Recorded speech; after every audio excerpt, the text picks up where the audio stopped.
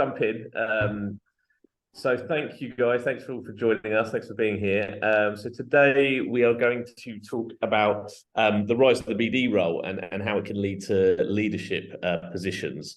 And it's something I was always of interest to me, and was quite fascinated by, because obviously when I kind of started off in BD, there weren't too many roles sort of above me. There wasn't really this kind of like clear route of where I was going to go and what I was going to get into, and like many people, kind of fell into new business and wasn't what I sort of planned to do in my career.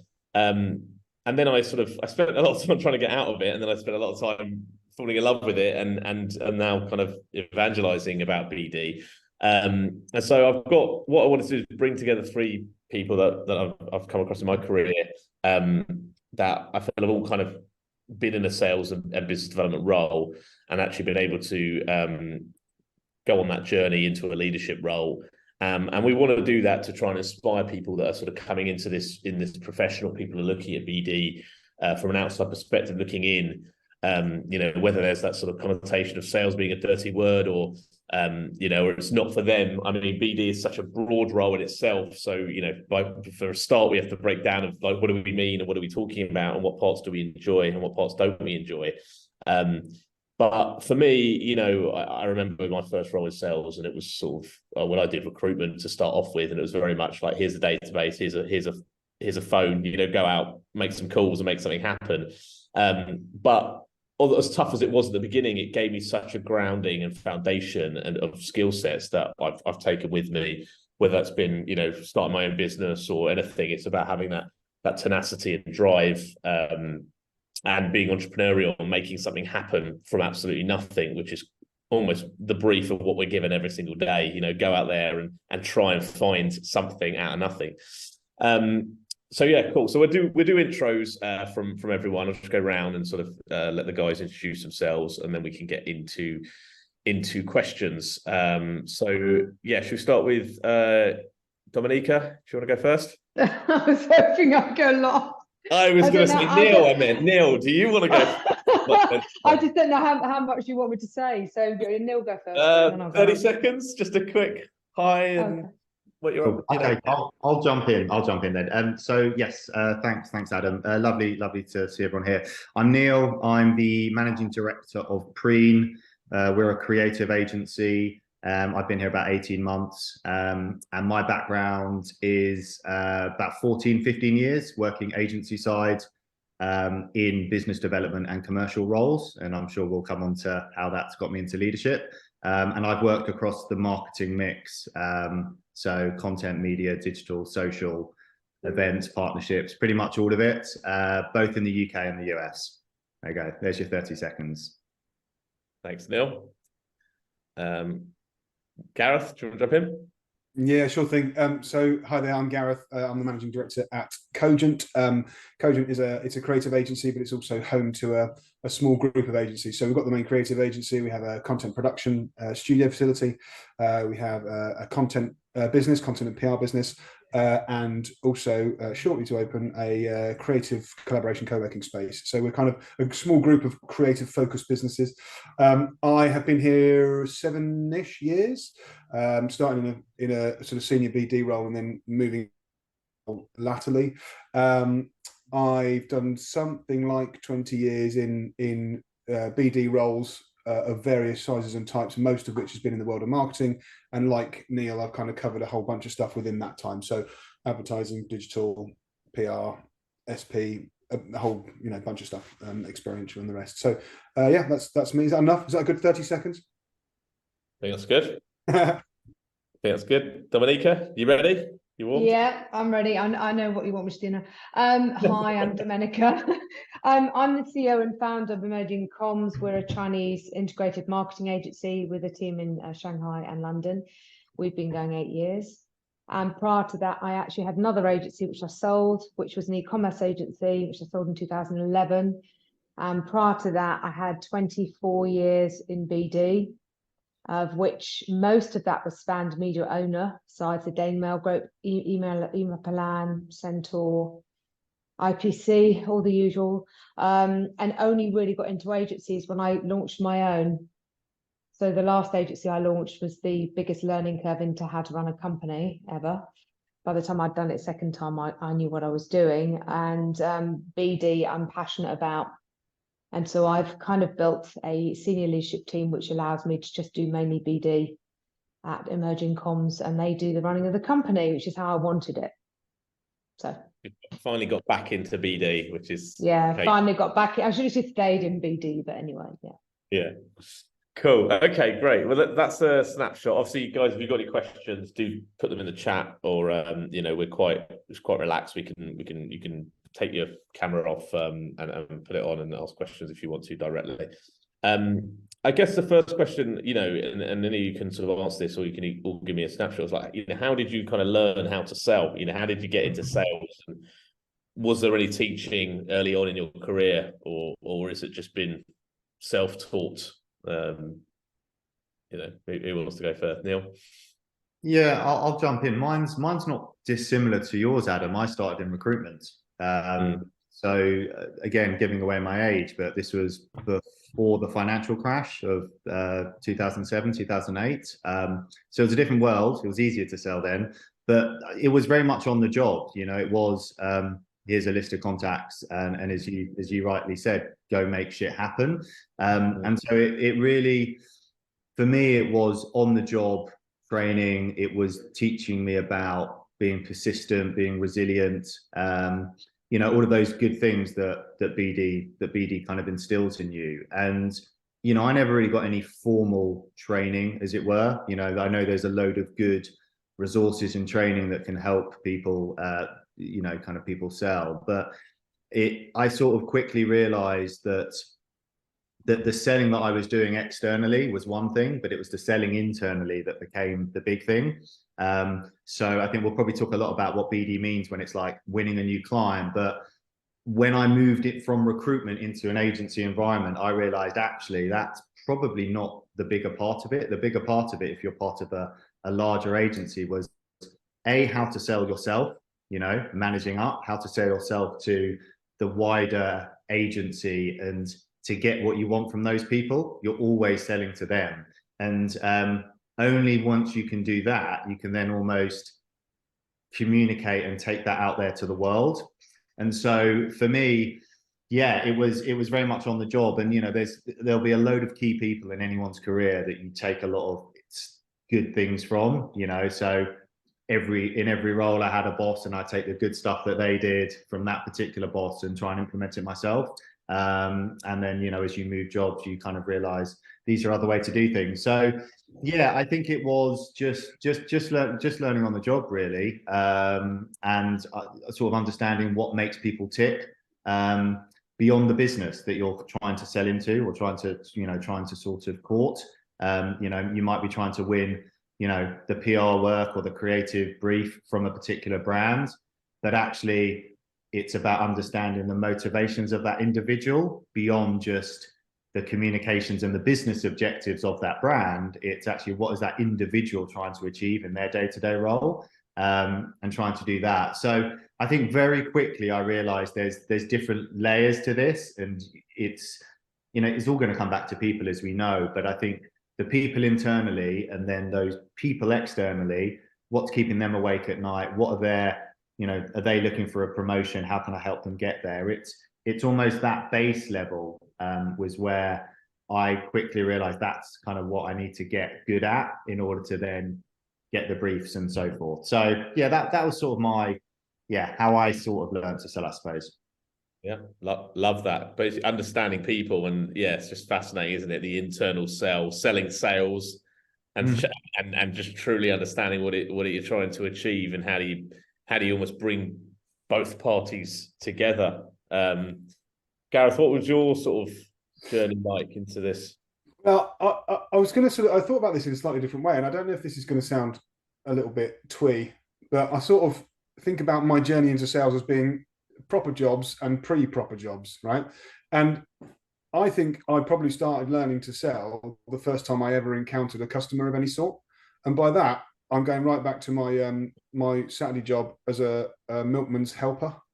So like I used to I used to get up before rugby matches on a Saturday morning and run around delivering milk and then taking the money off people. Of course, immediately you're faced with a customer, you have to learn how to interact with people. And then same goes for the summer holiday job from university working in HMV, or whether that's the time I was a trolley pusher at Safeways. Do you remember Safeways? Anybody? Showing my age as well. But these are all like times throughout my life when I've kind of encountered customers, and you have to, and it's all about, I think, to sort of pick up on Neil's point, selling can be deemed a dirty word. I'm sure we'll come on to that particular sort of subject as we go through this conversation. But if you reframe it and think about it as developing relationships with the people who might spend money with you, then it takes on a slightly different air, if you like. So I guess my journey into sales was been formed in lots of ways over the years. The first sort of proper job in sales wasn't a recruitment one, but I was selling bass guitar strings to guitar shops. And people who run guitar shops don't care. They really don't care, and they're very busy. So if you can find a way to engage somebody and flog them a bunch of bass guitar strings, then you are learning how to chip away at the barriers, and you're learning how to form those relationships. You're learning how to deal with objections, and you're trying to fit yourself into their daily life. A lot like Neil says, think about them and what they're trying to achieve in a day, and how can you help to facilitate that, not get in the way with it and make it difficult. So there's a little bit of that, and then subsequently, obviously, moving into kind of more traditional agency B2B roles, where you pick up some of the nuances of our service-led industry and the rate of change and the challenges that clients are dealing with, the headaches they're trying to cure, and all that sort of stuff. So yeah, I mean, I started learning to sell quite a long time ago in lots of different ways, but I didn't realize it until I started looking back. Yeah. Getting into the real world. I did Waitrose as well, being on the shop floor, getting someone shouting in your face. There's no better way of understanding people than that. Domenica, what about you? Obviously, you talked about has your perception of sales changed over time? Since you got into it, did you fall in and out of love of it, and did you have any formal training? I didn't have formal training until I was at the Daily Mail Group, so it was all I fell into it and then discovered that people would pay for things that I said. So persuasion. There's a terrible echo. I don't know if anybody else can hear it, but it wasn't there before. Actually, somebody needs to go on mute. Sorry, I don't know. Thank you. And so I actually started selling at boarding school, and I earned a lot of money. And then all the way through my teens, I had different businesses where I was earning money, and I don't think I really thought about me being a salesperson. I just thought, well, I've got something somebody wants, they'll pay for it. And I ended up in sales by accident because a newspaper group gave me a job and paid me quite a lot of money for it. And then I sold stuff and got quite a lot more money. So I just fell into it without really thinking about it. I'm quite old, so I don't really think back in the 1990s, early 1990s, sales really had a structure. I'm not sure it does now. And so by joining a big newspaper group, so that was about my fourth job in publishing, and Daily Mail Group's huge, right? There's 1,000 people there, 1,500 people. Then I really did have proper formal training, and there was a proper team of people, of 60 odd people, just on one newspaper. This was in the heydays of print, and I think I learned a lot doing that. I learned a lot about sales is many people. It's not one person, and it's about persuasion internally and externally. It's not just about the client spending the money, and I'll talk about that later. And then I discovered that as long as I didn't have to do administration, which I hate, and I hate sitting still as well. So I can't do sales that involve sitting still or doing administration. And so I just discovered I had to get promoted really early to have a PA. So I think I was 26 or something. And that was really necessary because I knew I'd be fired really quickly if they found out how bad at admin I was. So the only way to get around that was to get a PA. And that's kind of how I've run my career ever since, is just don't do any administration, sell the deal and pass it on to somebody who likes admin. So yeah, by accident, somebody asked me the question the other day, how much is training and how much are you born with? I think you are inherently somebody who can persuade people, and you're born with it, and you're comfortable with people, and you like people, and you just network without realizing you're doing it. And then it's a question of honing in certain skills for whatever part of sales you do. But I do think that some people just generally enjoy it. Yeah, there's always that debate. are people born sort of salespeople, or are they taught it? Mm. And I think also within that, I think talking about the different hats, I mean, Mm. from your experience here, like you just talked about this, when people talk about, I've got a sales problem, or I need more leads, right? It's almost like they've kind of in their head, they just think there's a very simple, I've said I need more leads, so therefore the answer is I'll do this. Whereas I always felt what was so overwhelming was the amount of different roles that BD people have and have hats they have to wear. And so I don't know, is that your kind of perception of it? Like when you've gone into roles, is about like trying to ascertain what that sales process looks like, where are the weaknesses, where are the opportunities going to come from, and that's almost my job. If I can find that, then I can build out. I can find the weaknesses and build out the sales process. Is that similar to how you guys have seen it? I'll jump in on this one. I think it really depends on the business, because I've had sales jobs where it's all good. You go through the interview, there's a job spec, they tell you what it is, and when you're in the real world sitting there, you're like, actually, this is a totally different sales job than I thought it was. And so I've been at agencies where been lucky enough to rely completely on inbound, right? And they just get an absolute ton of inbound, and actually then the job is different, right? You're triaging and you're qualifying, and then you are pulling upon all of the different departments to help win. As Domenica said, right? Not one person's making that sale, but you are herding the cats and facilitating it. And then there's been other jobs where there's nothing that's inbound, and you have to have a really robust outbound strategy, which is, there's nothing in the pipeline. Is that sales' problem? Well, actually, we need to talk to marketing, right? And that's when actually that's marketing's job. That's not my. So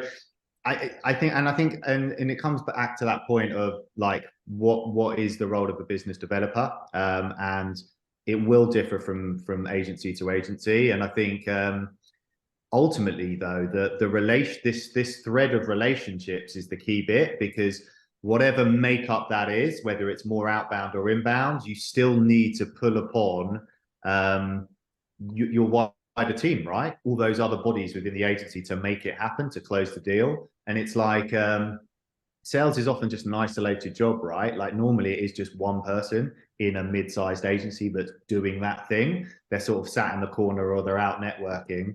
And they have to wear many hats, and they have to understand how all the different departments work to kind of close that deal. So I think it makes it challenging, but at the same time makes it exciting. But I think I can't actually remember what the question was, but it depends, right? And like it's a bit of a cop-out answer, but it truly does depend, I think. Sorry, I was just going to build on that and just say that every sales job is different, and sales jobs within agencies are particularly nuanced within that.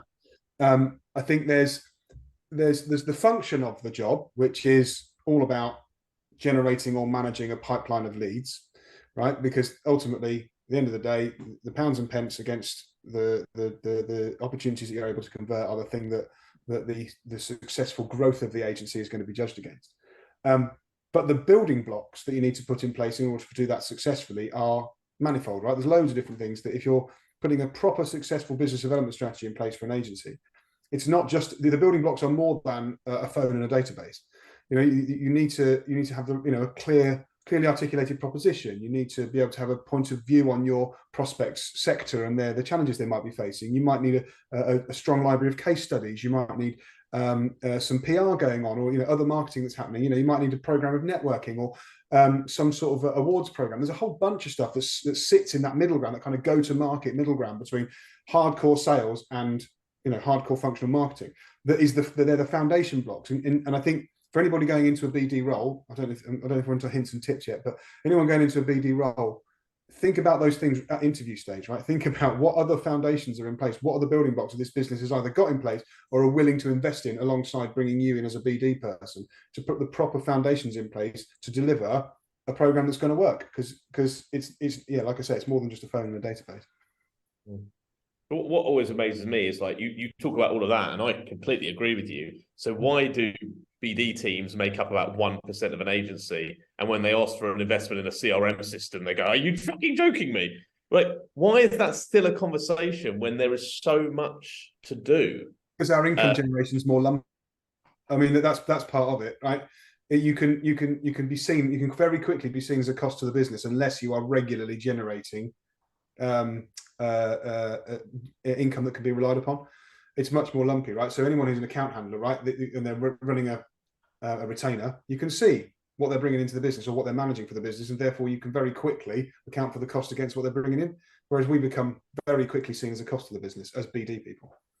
Yeah, not whether you see it as a cost or an investment, but it's like often there's just not that momentum. So there has to be a baseline level of investment, because it takes everything you talked about to build a reputation. It doesn't happen overnight. To build a pipeline doesn't happen overnight.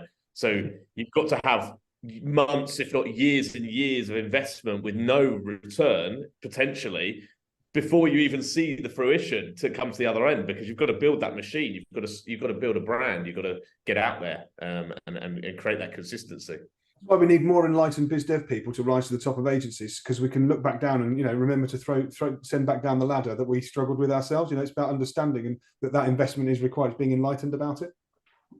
Yeah. Domenica, what have you seen, like, in terms of like big sales kind of maybe misunderstood, and trying to sort of, have you struggled to sort of educate people on what it takes to be successful in sales and building these relationships internally? I've done things really differently. So I've made it part of the culture of the business.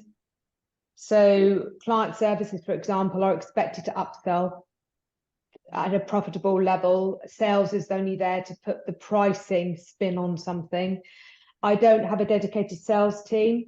So I have 6 people involved in sales, and we're all consultants. We all deliver in some way, because what we do is quite complex, but also I don't want to be seen as a sales engine. Now, it's a very different way of doing it.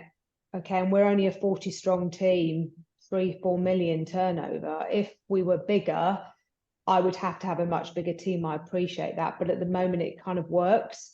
It depends on what the lead is. It depends on what the client wants as to who will put together that strategy. So we have a lot of people in the sales function. We have the pre-bid people who've got to put together the strategy, with the pricing people, which is people like me putting the spin on it, the negotiators.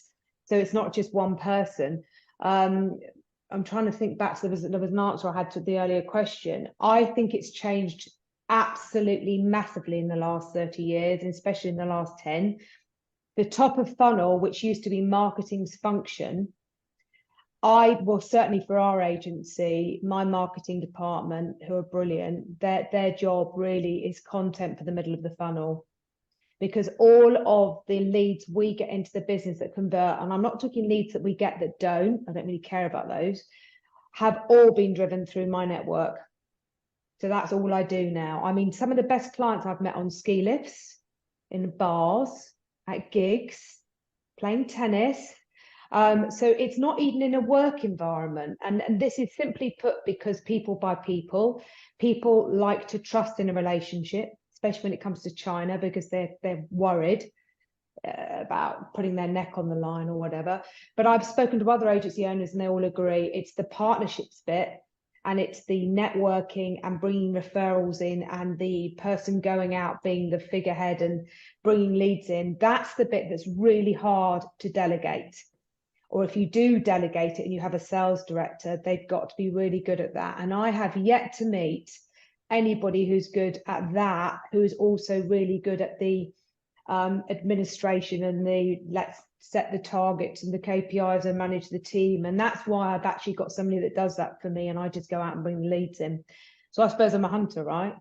But once I've got the relationship, and I will nurture that relationship, I'll farm it, but I just don't want to sit there and onboard that client and do the contracts and send out the invoice. I'm just not interested. I have a whole team of ops people that do all the administration, which I keep going on about. But the reason I keep going on about it is the best salespeople I've employed in 35 years all have attention problems and all struggle with admin. And I think this is where it comes down to CEOs and MDs who aren't from a sales background really struggle with salespeople. If they are, say, an ex-finance person or a legal person and they're very into the detail, they're going to get really annoyed by the salesperson or people, because they're very exuberant. They tend to be quite extrovert. They build relationships. They like spending money, right, on expenses. They're out there doing stuff. But I see it very differently, because I see the value of that stuff. I see the value of going to an award ceremony, not because you've won, but because you're networking with your clients. I see the value of taking people to Ascot, and I see the value of just putting real effort into relationships, because the leads we bring in nearly all come from existing clients or from existing networks. And that's because we've built relationships with those people. And I think this has changed a lot. And I used to heavily rely 15, 20 years ago on inbound leads from marketing departments. But I think customers are getting tired of being emailed, being cold called. I don't even turn my phone on. I'm cold called about 50 times a day. So I don't like it. So if I don't like it as a salesperson, I don't want to do it. So I do things quite differently, I think. Yeah, no, I mean, it's interesting there what you talked about, the culture that you've managed to build there within the agency. And I think like how, you know, clearly having done that role yourself, everybody feels a part of the growth of the business. And I've often said that new business is not a job, it's a culture. You know what I mean? If it's one person's job failing, it's that person's job is to drive the culture and get everybody to buy into that vision and all play a part in that. And which is what probably enables you not to have that fully focused, like hardcore sales person, or you know, but yeah, I mean, it's not but obviously it comes from the fact that you've done the role and you kind of understand that, you know, intrinsically. Okay, so just thinking about you know, other, you know, there's lots of different ways to doing business development. And I think, you know, you talked about there about the different skill sets, right? And I think when people are building their new business machine or process, whatever you want to call it, I think they're often, like you said, they'll go out and they'll hire one BD person, and they're expected to be everything you talked about, like the operator, the admin person, the onboarder, the closer, the cold caller, the marketing, the event manager, the PR. But like, it's endless, right? And it's unrealistic to think that everyone's going to be sort of brilliant at those things.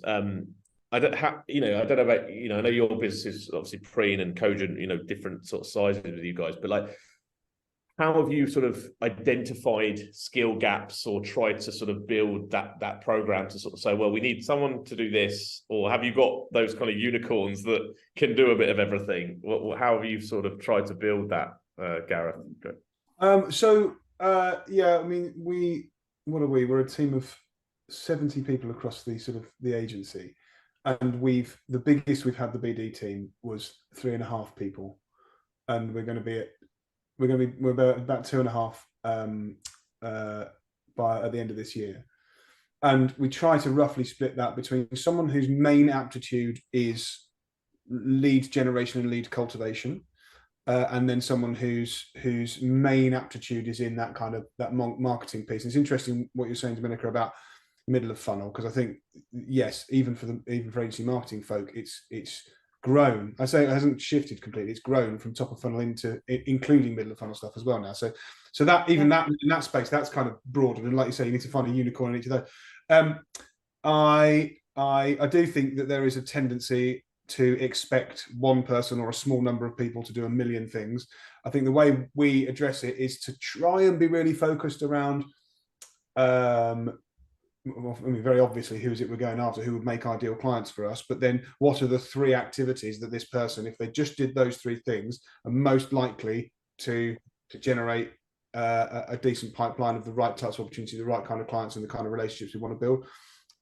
How rigid? I couldn't put my hand up and say it's, you know, we're brilliant at it, but it's you know, the temptation is to try and do everything, but it's just not possible. So you have to choose the 3 things that are going to have the biggest impact, I guess. Yeah. And obviously, when you see another agency doing it, you're like, oh, why do we do that? And you know, that shiny thing over there, and it's very easy very tempting, that, isn't it? Yeah, to get pulled in, and like everyone's also constantly looking at their competitors' websites, and that's why I always find like people end up like an amalgamation of everybody else's brand and a bit like lacking of any distinctiveness, and that's why I struggle with proposition work as well. It's like, you know, it's kind of like if you spend all your time looking at your competitors or looking over your shoulder, then you're not going forward and you're not leading by example. You're kind of just following the pack. Yeah. Neil, what about you in terms of sort of setup of team and skills and things? I know you've done a broad roles yourself. Yeah, ours is not dissimilar. We're smaller in scale. We're about 25, but we've got sort of two full-time. We've got a new business person who again is focused really on lead generation and filling the pipeline, as well as networking ultimately. So they're tasked with having the the biggest expenses at the end of the month. That's kind of their job. Then we have a marketeer who owns all of our kind of marketing, PR, awards program, judging, all of that stuff. So they sort of work hand in glove, which is pretty good. And I think, and then naturally a lot comes from myself. Similar to Domenica, I use my own network, and because my background is sales, I am kind of bringing a lot of opportunities to the table. So that's kind of the way we work, I think.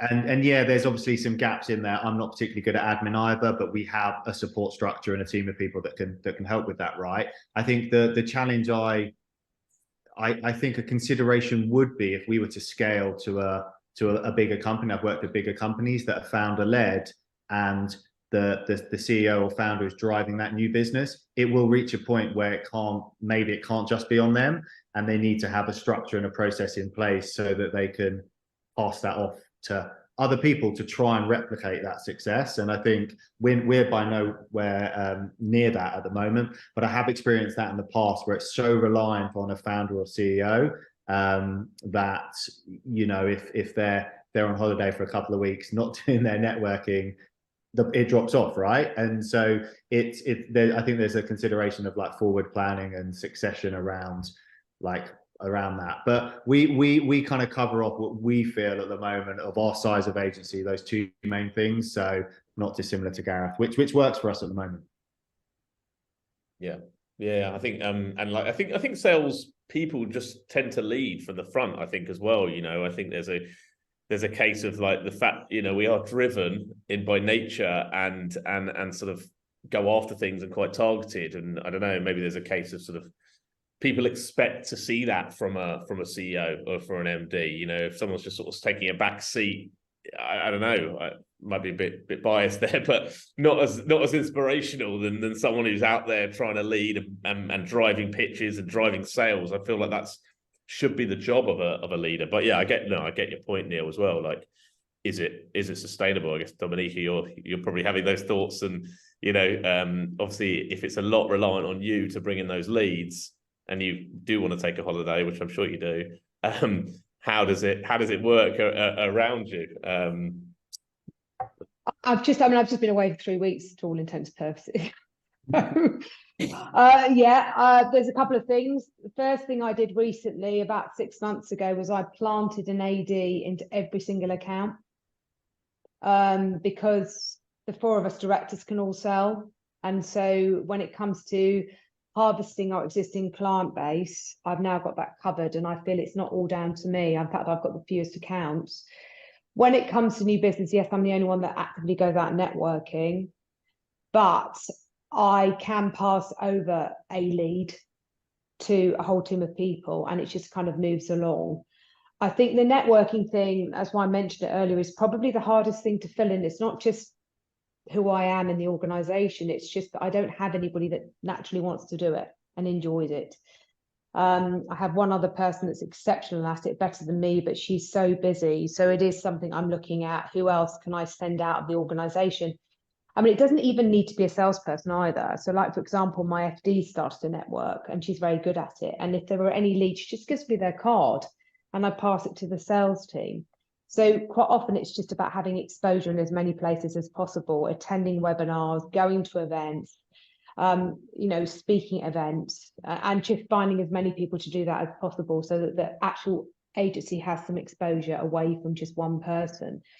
But it is, I think the thing to understand with BD is there are so many sales jobs, and it just depends on the size of the organization. Obviously, a small organization would expect the salesperson to do everything. and you can't do everything. To Neil's point, you need to choose one or two things that are going to make the most difference and get them to do that, and just accept the other things have to be done by other people, or that they won't be very good at them. Whereas in a large organization, like when I was at the Daily Mail Group, you'd have negotiators, pre-sales, people in planning, people in strategy, people in creative, purely for the sales department. And then you'd have people going out, and you have account directors. So you could choose your niche, which was fab for me. All I did was negotiate for a living, my favorite thing in the whole world. And I had lawyers doing all the paperwork. It was brilliant. So basically, I think that it really does depend on the size of the business, on specialism. So as salespeople, you have to become okay at everything and exceptional at a few things. And I think that's what MDs and CEOs and agencies have to understand, who aren't salespeople. You can't get it all. And it's not fair to ask for it all. And it's also not fair to ask a salesperson to be a marketer. That was Not what the same job. Go on, Gareth, do you want to add that? And then I was going to come on to Charlie's question about asking people on how to find skills. I was just, well, maybe what I'm saying is kind of is linked to that. All I was going to say is that there's a trap you can fall into, and I've learned this the hard way, and you know, you need to, it's something to consider, is the temptation, because often we're either one person leading BizDev, you know, activity and strategy, or just one person doing everything. Sometimes you get really passionate about it and you mold the activity and the strategy in the way that you want to do it, right? And okay, it's obviously overseen by MD or a CEO, what have you, but you become very passionate about it. So when the time comes to hire and build the team, often the temptation is to try and hire exactly in your mold, right? To try and find another you that can just do what you do. And A, that's unrealistic. And B, it's probably not a good idea. You want breadth and variety, and you want a range of skill sets in your team. So don't fall into the someone's just like you. Those core three things that you focus your activity on might shift depending on the aptitudes of the person you bring in. They might, you know, bring in more new business opportunities. They just might not be the same as you, and that's fine. But trying to hire in your own mold can be a bit of a risky business, I think.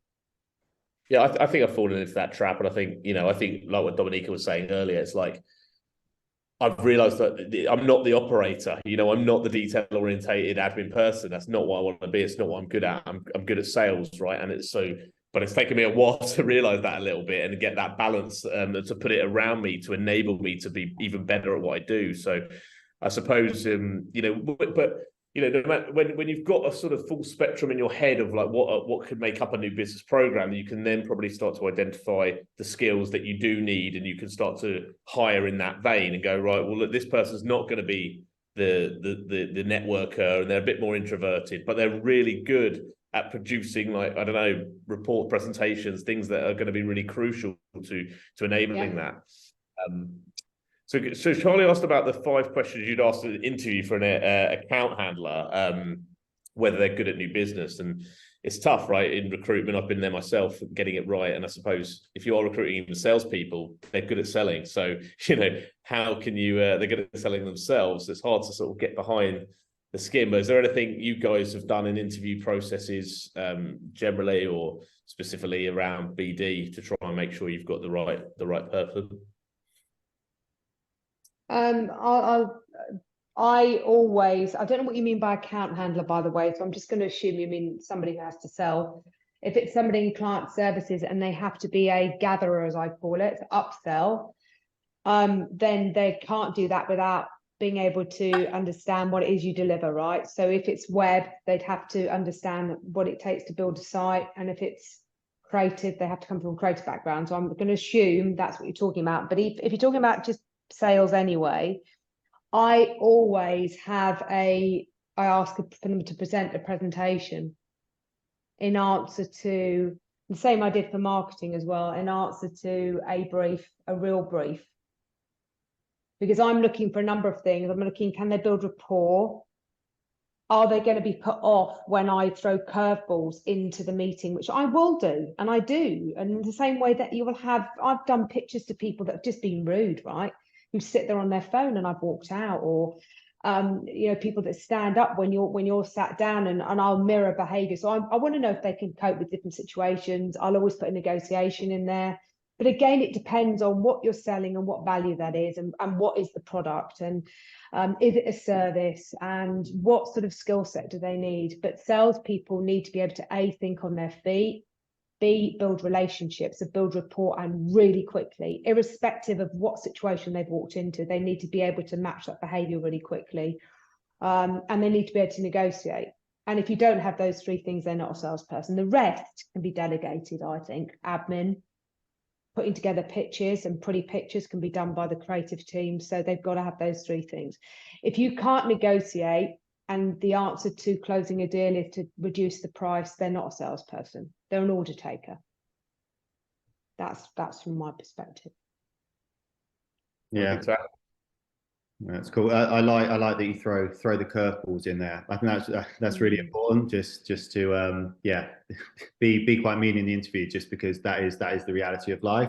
I think, I mean, just from the interview process, I really think the communication in general is really key, because I think when you're selling, clear communication in terms of being able to communicate a proposition or a product or the value that client will extract from whatever you're selling, that being able to succinctly communicate something to a client is important, obviously, but also being able to then communicate internally in order to even get to be in that position. And so this communication thing is really key. So often I'm looking for people that are expert communicators. You know, I'm not an expert communicator per se. You know, I'm dry, sarcastic, monotonous, but I am quite good at communicating something in a clear and concise manner. And I think I look for that soft skill in people all the time, because I know that then they'll be able to get what they need internally and be able to take that out to our prospective clients. So that's a big thing, being adaptable as well. So to your point, in terms of throwing curveballs at people in interviews to understand how they think on their feet, you know, in real time, but also everything's just changing so quickly in the marketing communications landscape. So making sure that people can be adaptable to things as they crop up, I think is super important as well. So yeah, I think that's kind of what I look for. I look for people to be maybe a little bit like chameleon-like, as it were, in terms of mirroring behavior for sure. But being adaptable and being able to communicate are those big traits that I always look for. Yeah, I guess what I'd chuck in the mix is, I know it's kind of classic in every interview, the person going for the interview needs to have done their research on the company that they're going to interview for. It's fairly basic, right? But some of my questions might specifically be geared around stuff that I know is on our website or is available out there, because I want a salesperson that is going to be able to quickly form an understanding of the prospect they're chasing, right? And the prospect can be in a number of different sectors. They can have very specific commercial structures or be facing a certain set of challenges. And so I would need someone who can quickly and intelligently get their head around that and draw the threads of relevance with our proposition and our, what we're offering to the market. So I'd tailor some questions around, using the agency's website as my feeding ground, if you like, some questions, and see if the people have taken the time to properly understand what's in there, because I'm going to need them to do that 100 times over. So that's one thing. And the other one is trying to get the candidate to have a point of view. Again, forming a point of view on something quite quickly is really good for generating conversation and building relationships. So I'd like a salesperson to be able to quickly generate a kind of a point of view on a particular subject matter. I wouldn't be so cruel as to make it a very, very detailed or difficult subject matter, but I'd like to try and get a kind of a point of view out of the candidate when they come in the scene. Yeah, great. No, all really good advice. And I'll be watching this back when I next, I think, go to hire. I'm curious, got 15 minutes just thinking about your careers, and I suppose when I was going up through BD, I'm curious to know whether you felt there was a ceiling and where you were going in your careers by being in business development, because I know, in the agency world, you're sort of looking around and you're seeing kind of like the client services team and the creative teams that are sort of much bigger departments, and possibly it's those guys, the head of client services, that is going into a senior sort of management role, and you guys have sort of achieved it. So did you genuinely have doubts in your career, thinking well, I don't know where this is going to go. Am I going to just continue in sales, or do I need to get out of sales? Were you conscious of skills that you didn't have? Did you have confidence that you were just going in a trajectory, or yeah, just a little plotted history, just trying to interested of like what unlocked some of those barriers and got you to where you are today. Don't know who wants to go. Domenica, do you want to jump in? I think two things. I think my biggest frustration in my career before I had my own businesses was I was a big hitter in terms of money, right? My target was millions. And so I struggled to get promoted past, middle management level, because they used to turn around to me and quote unquote, "You're worth too much money to us. We'll just give you more money." And in some ways I agree with that. I mean, a team of 8 is a lot to manage when you're already trying to, your target's a couple of million. And if you're managing 40, 60 people, then you can't make them any money. And I get that. And I think that's a real struggle for salespeople who are good at sales, is getting the notoriety and the, being recognized within the organization at a senior level if you don't have a lot of line reports. But if you have a lot of line reports, it's going to stop you doing your job, your sales job. I did go and do all my marketing post-grad, and I'm a fellow at the CIM and stuff like that. I did do that in my 30s, which I don't regret, because it does mean that I understand every aspect of marketing when I'm selling to clients. I'm not just a salesperson selling a commodity, and I'm a paid consultant. So that's really helped me understand sales, actually understand it from the perspective of the buyer, if that makes sense. But I do think that for me, the struggle was the more money you make for the company, the less they want to promote you, because you're bringing them in so much money. They just kept upping my salary, and I was like, but should I not get some recognition? And they were like, but you're so good at selling, just carry on doing what you're doing. And it's not very motivating. And I think that's what needs to change as an industry. There is no real accreditation like you have with marketing or accountancy or law within the sales industry, and there should be, because it is a necessary. And if you look at the board structure, you're always going to have sales represented there, and it's nearly always merged in with marketing, which I do not understand, because marketers and salespeople are so different. I think it's really important that there's a structure around proper progression, but it is a question that almost the better the salesperson you are, the less likely you will be to be promoted. It's the truth. Yeah, because you work so well in that role. But I presume you wanted to sort of follow your own path, and eventually it was that recognition you were looking for more than just the financial rewards or being, Yeah, and I got it in the end, and it was a very sexist environment, newspapers, you can imagine, right? There weren't many women in senior management, and I didn't play golf, or at least I played very badly. So I did it my own way. But yes, it definitely took longer. It definitely took longer than it should have done. Once I got past a certain point. And and that's something that I hope I've changed within the organizations that I've owned and run, and within my own sales teams, is I put people into the right position of strength and promote them when they have deserved it, not even if that is at the detriment of the company. It's got to be as much in it for them as it is for the company, I suppose, is what I'm trying to say. Yeah. No, it's inspirational to other people that might be in that position or going through that. But and let's hope it has changed. Neil, what about you? How did you break through? Yeah, I think I think firstly it sort of depends, right? Because some people might just want to stay within those sales roles. We talk about progression, but it's also, we've got to be clear, some people might just be comfortable with the status quo and just continuing being a sales individual within that company or another company. For me, I wanted to move into, I recognized maybe sort of midway through my career that I wanted to move into more of a general management leadership role. I have been lucky enough to have some really good bosses over the years and sort of mentors that I've had outside of work. And that's a really key point for anyone actually who's in a BD career, is to seek mentorship from other people who have either done what you've done or have sort of got somewhere where you think you want to get to.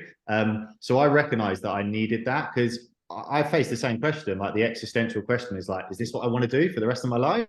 Write creds decks, go out on new biz, like, did I want to do that? And I didn't know what the options were either. And I was fairly fortunate that I got a role that was a bit of a halfway step. It was a transition from kind of BizDev doing everything we've discussed basically as a one-man band to kind of being more of a commercial person that was a bit more of a right-hand man to the MD, was sort of that half hybrid step. So I was still doing sort of sales and marketing BizDev stuff, but I was also more involved in the sort of strategic direction of the company, the commercial and corporate partnerships that we were looking at, new growth areas for the business, M&A activity, all of that good stuff as well that kind of started to get lumped into my role. I became more commercial and financial in that role as well. So, and a little bit legal, which was not great. But and so what it did was, it's like in sales, you're always exposed to all of these different roles anyway, if you're just dealing with those people. I then sort of took half of that stuff on myself and realized actually I quite liked that diversity and variety of the role. It gave me exposure. It meant I learned more about business, you know, and I could still dip my toe into sales when I wanted. And so I kind of made that move, and then I made the jump into Preen, which is, you know, now I'm a part owner of the business and I run the business, you know. So I think I recognize what I'm good at, what I'm not good at, and have able to kind of, as sort of Gareth was alluding to earlier, make sure that I filled in the gaps beneath it. So I've been fortunate to have best of both worlds, but the key takeaway there is like, speak to people about this. Like, this is a great forum to have this conversation, but you need to find mentors outside of your existing workplace to bounce these ideas off and springboard. Yeah, and I think the point about diversity in the role and the exposure that it gives you, I just don't think that any other role is like it, you know, in terms of what you get exposed to, and like even externally from prospects, the sectors, the customer challenges, as well as the entire internal workings of an agency, which is one of the reasons why I think BD people are the best people to lead agencies, because of that. What about you, Gareth? How did you kind of break through to leadership?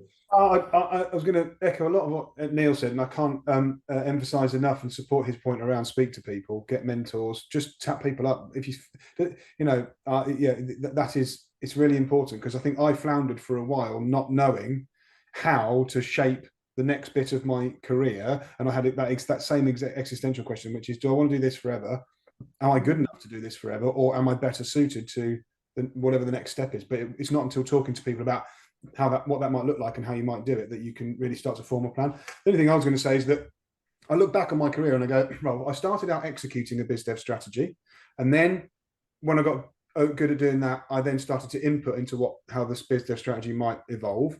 And then once I'd done that for a while, it was about, I got to set the BizDev strategy, and you know, obviously continue to execute it. The next step up beyond that is to set that BizDev strategy within the context of the broader business strategy, right? So you then start to see the importance of the role it plays in the business being able to deliver against this overall commercial and growth expectations, as well as then giving opportunities for career paths for the team, and how do you nurture a brilliant team, and how do you develop the agency as a whole. So you're starting to look at the business as a whole and not just your BizDev strategy within that. So once you start inputting into the BizDev strategy at a kind of a management team level, the next step is to set it.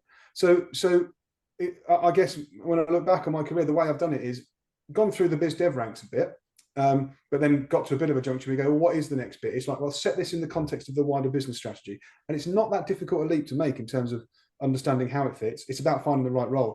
And either that will happen within the agency that you're working with, or it's time to make a conscious decision to move where you are allowed to do that stuff, where that comes as part of the role. And don't move unless it does come as part of the role.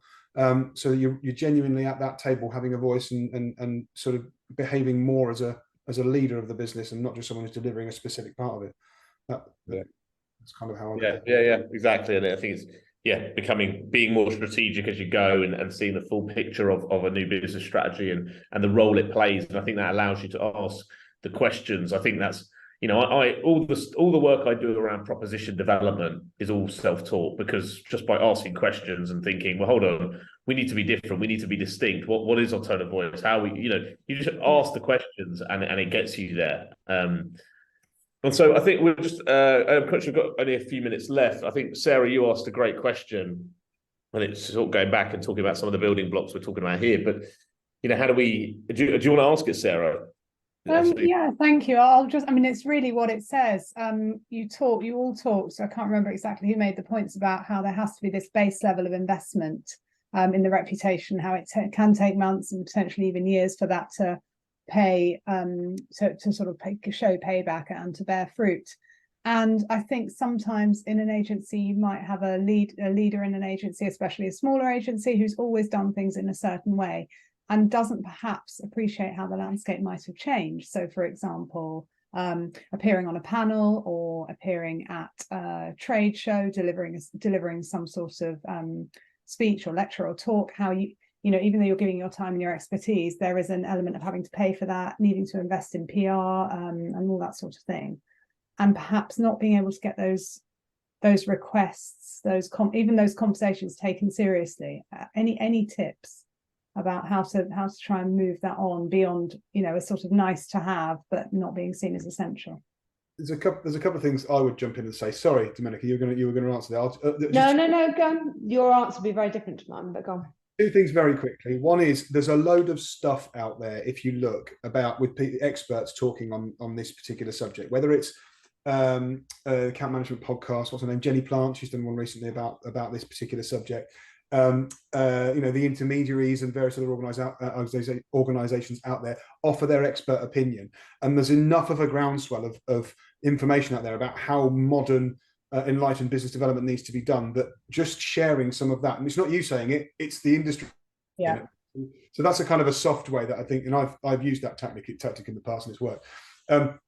The other thing I would say is you can be fairly confronting and say, right, if we were advising our clients, what would we be advising them to do? And we would always be advising them to understand their target audience first, right?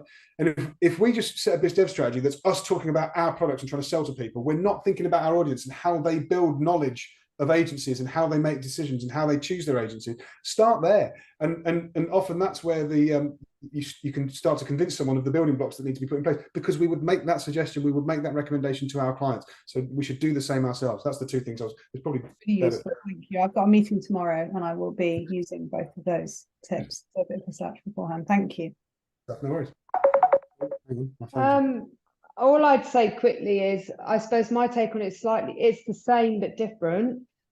I've spent a lot of time in the last 3 years with other agency CEOs and founders who vary. You can literally split them into two: good salespeople who get it and who are a bit maverick-ish.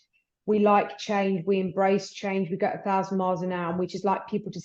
We will put people in areas of strength, and then the people that have always done things the way they've always done it. And of those agencies, only half of those agencies have survived. So there is a moral in this story, which is you change or you die, and I genuinely believe that. And it's a leader's role and job to basically put people into areas of strength and also accept that they are good at only one tiny part of what they do, and that's why they employ people better than themselves. So I would do exactly what Gareth said and go in and explain the importance of positioning and USPs and you being seen as the forefront of your industry and how things are now done. And it's pretty much content marketing now that will nurture leads, and it's networking that will bring them in, and being present is really important. But there will come a point, and I'm going to be really blunt, there are some people you cannot get them to change their mind, that they are very set in their ways. They've always done things the old way. Well, unfortunately, I think you could get away with that in the 90s and in the early 2000s. I don't think you can get away with that now. I think the agency space has become one of innovation and speed and agility, and to a large extent taking risks. And I think that comes with sales and marketing as well, trialing things, and better to try something, learn it doesn't work, as long as you don't spend a fortune, and then try something else than to stay still. And what I tend to do as a proof point with my friends who aren't salespeople is say, right, all you need to do, go back 6 years. I've done the exercise as well. Go back to every lead that closed and then look at the lifetime value of those leads and work out where they came from. You'll notice over the 6 years that the route will have changed. The top of funnel route will have changed, but also you'll learn that very, very quickly that most is through networks. And so that's where you have to focus your effort. and you need support with that. You can't do that on your own. You need the agent, you need your marketing department and your founder and your CEO to support you on that. That's really helpful. Thank you very much. Thank you. No, it was great, and it's like you said, it's that risk. It's embracing that risk, embracing that change, and no one's got the golden answer to sales. They never will, right? And it's different. Every business, every sales cycle, every product is different. Every person is different. And the reality is that most people, business owners I'm talking about, give up far too early before they find out the answers that they need to find out. But it goes back to that thing about the investment in the team and the tools and things. But listen, I think that's all we've really got time for. Really thank you to everyone, all the guests, Domenica, Neil, Gareth. Thank you for participating. Flew by as it always does, and we could have probably spoken for another hour on this topic. I've put some extra information in the chat just about our next industry interview, our next meetup, and the workshops that we run monthly. If anyone wants to talk to me about BD Matters membership, do get in touch, drop me a note. Hopefully we'll see you all again on the next meetup. And if you've got further questions or want to reach out to the speakers, you can connect through me or through LinkedIn, and we'll speak soon. Thank you very much. Pleasure to meet everybody. Thanks all. Thanks. Take care. Thank you guys. Take care. Have a good day. Bye. Best sun cream.